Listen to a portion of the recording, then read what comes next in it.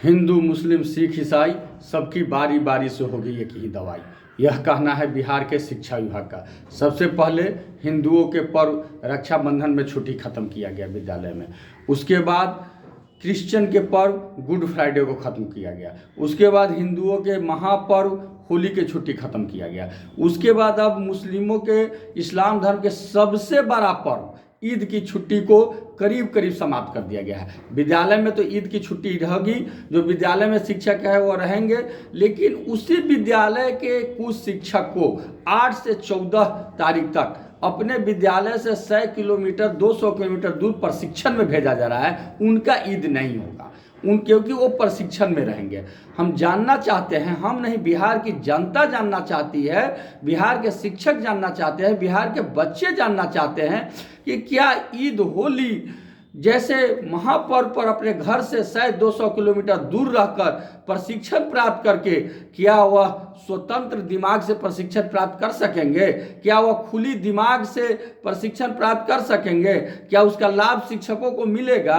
क्या वो पढ़ करके जब वहाँ से आएंगे तो अपने बच्चे को वह उचित प्रशिक्षण के अनुरूप शिक्षा दे पाएंगे? हमें ऐसा नहीं लगता है। और लगातार शिक्षा विभाग अपने ऐसे ही कारनामों से आज सुर्खियों में बना हुआ है। एक तरफ जहाँ लगातार बहालियों से सुर्खियों में बना हुआ है, शिक्षा विभाग कह रहा है कि बहुत बड़ा हम काम कर रहे हैं, वहीं जो शिक्षक है, शिक्षाविद है, जो जुड़े हुए हैं, वो लगातार थाली घोटाला, बेंच डेस्क घोटाला, स्ट्रक्चर घोटाला, अब बैग घोटाला को लगातार उजागर कर रहा है। लेकिन किसी घोटाले की न तो विधिवत जांच हो रही है, न ही समुचित कार्रवाई हो रही है।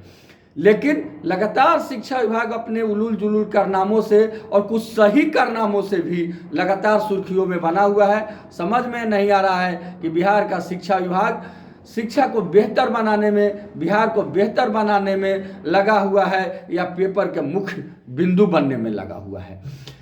ऐसे तमाम बिंदुओं हैं, लगातार उसको चल रहा है।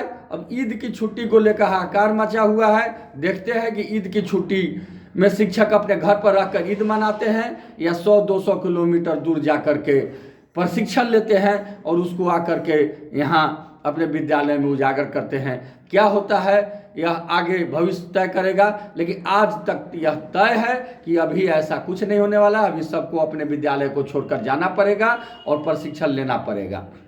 मैं सरकार से और अब तो नेता प्रतिपक्ष से भी पूछ रहा हूं, क्योंकि सरकार का काम है किसी भी कानून को बनाना और उसे लागू करना, लेकिन नेता प्रतिपक्ष सहित तमाम प्रतिपक्ष का काम है कि यदि गलत निर्णय सरकार लेती है तो उसको उजागर करना, जन जन तक पहुंचाना।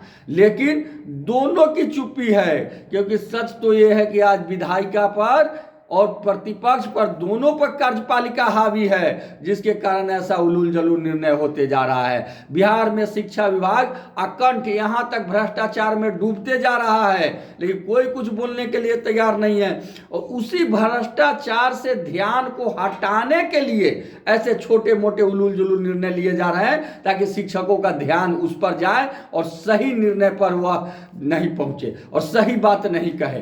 तो इसी क्रम में लगातार छुट्टियां खत्म, 9 से 5 कुछ किया जा रहा है। अब देखना है कि बिहार के शिक्षाविद, बिहार के जनता, जागरूक जनता जगती है या सोए रहती है और इसको सहती रहती है। यही अब आगे जैसा वो करेंगे वैसा ही बिहार का भविष्य बनेगा। इसी के हम इंतजार में हैं। आपका केशव कुमार, प्रदेश अध्यक्ष शिक्षक संघ बिहार।